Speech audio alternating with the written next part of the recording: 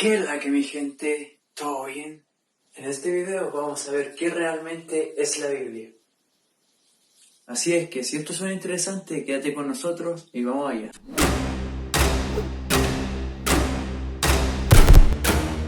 Ese que vieron ahí fue a Brian, el ganador del ¿Qué es la que mi gente? ¿Todo bien?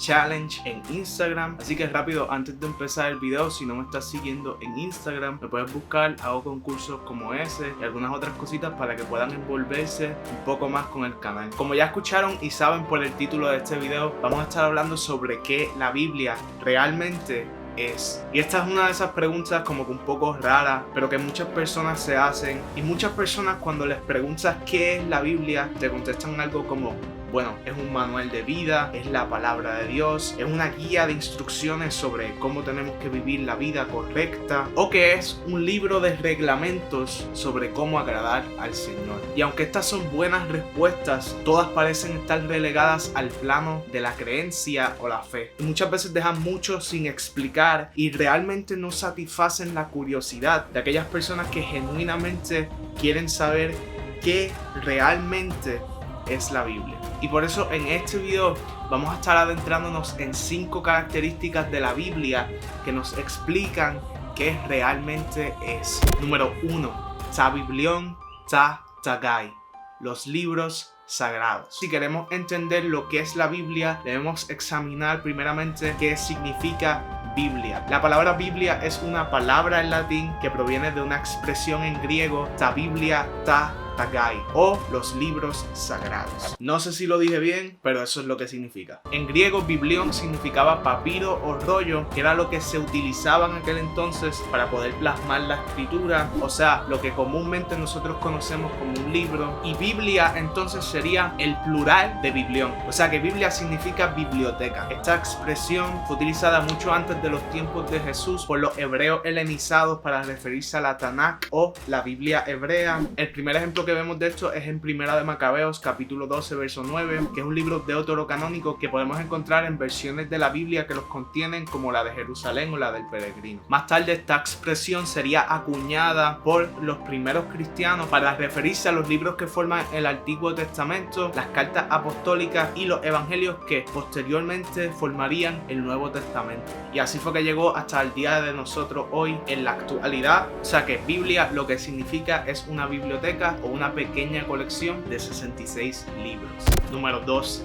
Tanakh. Esta colección se divide en 2 partes. La primera de ellas nosotros la conocemos como el Antiguo Testamento o el Antiguo Pacto, y básicamente son las escrituras de la Biblia hebrea o la Tanakh. Tanakh es como una palabra abreviada hebrea que incluye las expresiones de la Torá, el Nevi'im y el Ketuvim, que básicamente son las denominaciones que dividen temáticamente el Antiguo Testamento según la Biblia hebrea. Primero la Torá, que son los libros de la ley. Segundo los Nevi'im, que son los libros de los profetas, donde también se incluyen los históricos. Y terceramente los Ketuvim, que son los escritos o los libros sapienciales o de sabiduría, y nosotros los conocemos como los poéticos, los libros de sabiduría. Entre ellos están los proverbios, los salmos, etc. Curiosamente, en la Biblia hebrea se encuentran en ese orden específicamente, y muchos de los libros como Nehemías y Esdras están juntos. Primera y segunda de Crónicas son reinos, y estas uniones causan que en la Biblia hebrea hayan 22 libros en lugar de los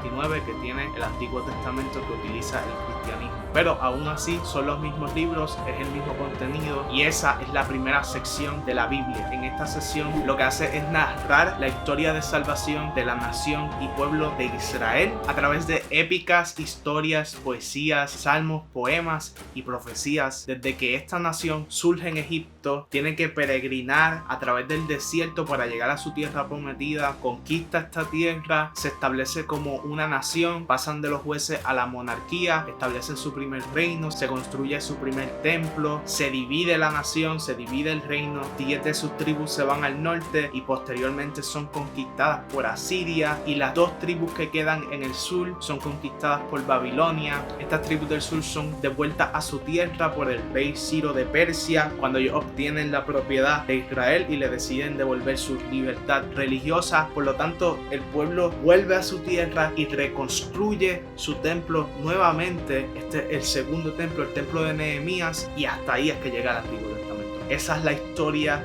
que narra, la historia de la salvación de Israel, su caída y su posterior restauración. Dentro de esa historia es que se encuentran las profecías de los profetas, las poesías y los salmos de los reyes o de los salmistas y todos los relatos que contienen los diferentes libros del Antiguo Testamento. Importante también sobre el Antiguo Testamento o la Tanaj o la Biblia hebrea es que este está hilado con profecías que crean una expectativa sobre un ungido o un Mesías que vendría a librar a la nación de estos ciclos de caída y reconstrucción, aunque dentro de sus libros nunca vemos que eso se cumple. Cuando termina el Viejo Pacto queda a la expectativa de un cumplimiento profético de la llegada de este Salvador. Número 3.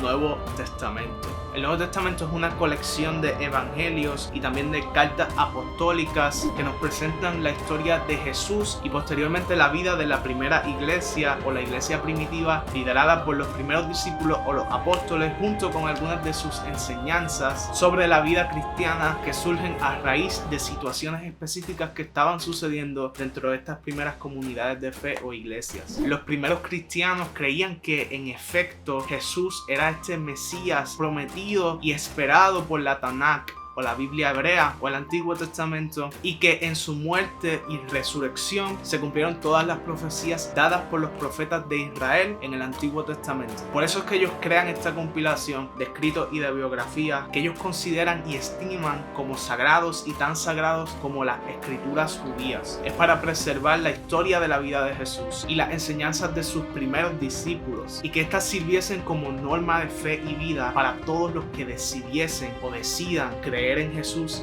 a través de los tiempos. Número 4.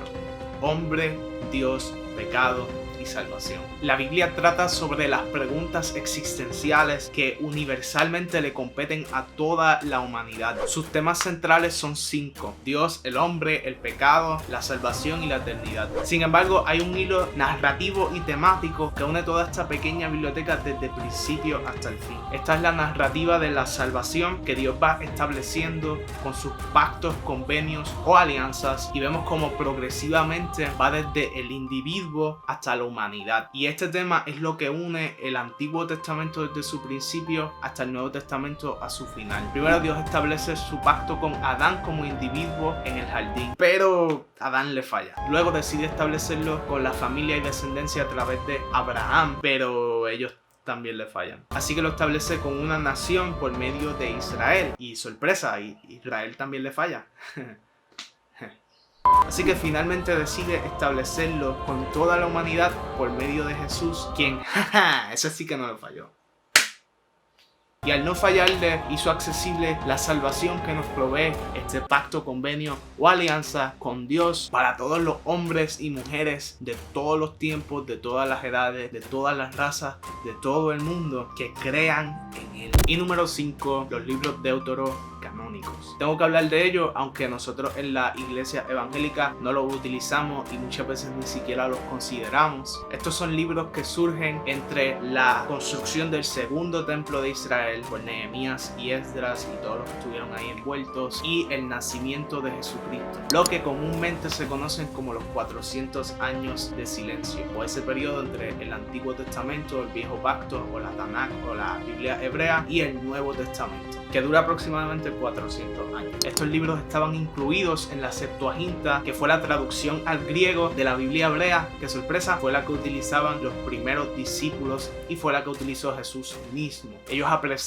mucho estas escrituras e inclusive se citan en algunos de nuestros libros del Nuevo Testamento. De hecho, el libro de Judas básicamente es un comentario a un pasaje de Enoc, y los libros de Primera y Segunda de Pedro hacen muchas referencias al libro de sabiduría de Salomón y también al libro de Enoc. Y aunque Enoc no se considera como un libro deuterocanónico, sino que es uno apócrifo, todos estos son libros que surgen en ese periodo que antes mencionamos. El problema con estos libros es que no todas las iglesias se han puesto de acuerdo en cuanto a su autoridad como libros inspirados por Dios, y esto fue así desde un principio. Y por eso aquellos que sí los reconocen como libros inspirados por Dios o que le ven algún valor y los incluyen en su canon, los incluyen, pero dicen que son deuterocanónicos, no apócrifos. Y esto lo que que significa es que son segundos en autoridad. Si te pones a pensar, por ejemplo, Deuteronomio es segunda ley, Deuteronomio, segunda y ley, y deuterocanónico es lo mismo, segunda, pero canónico es del canon, de la autoridad, de la vara, del estándar del cristiano. Así que son segundos en autoridad para aquellos que los reconocen como inspirados. Por ejemplo, la Iglesia Católica los acepta, por eso las versiones de la Biblia católica usualmente van a tener estos libros, y la Iglesia Ortodoxa en cierto momento los aceptaron junto con otros escritos de esa época en su canon. Hoy en día la mayoría de las iglesias los leen como una fuente de información, especialmente información histórica de lo que sucedió en esos 400 años de silencio, aunque no los consideran como parte oficial de la colección de los libros de la Biblia o el canon. También cabe destacar que aunque estaban en la Septuaginta, que era la versión de la Biblia hebrea que utilizaban los judíos helenizados, es decir, los judíos del primer siglo, de la época de Jesús y los primeros discípulos, posteriormente los judíos mismos para su colección, para su Biblia hebrea, decidieron removerlos de su colección ya que estaban escritos en griego y otras cosas más, y no reconocerlos como fuente de inspiración o palabra de Dios, por así decirlo. Esto fue en los primeros siglos después de Cristo, cuando ellos le dieron forma a lo que se conoce como el canon palestino o el canon palestinense de la Biblia hebrea. Así que ahí lo tienen, 5 detalles sobre la Biblia que espero que te hayan permitido entender mejor qué realmente es la Biblia, un poquito más allá de nuestras confesiones de fe, y que haya podido satisfacer tu curiosidad quizá un poquito mejor que otras explicaciones. Si eso fue así,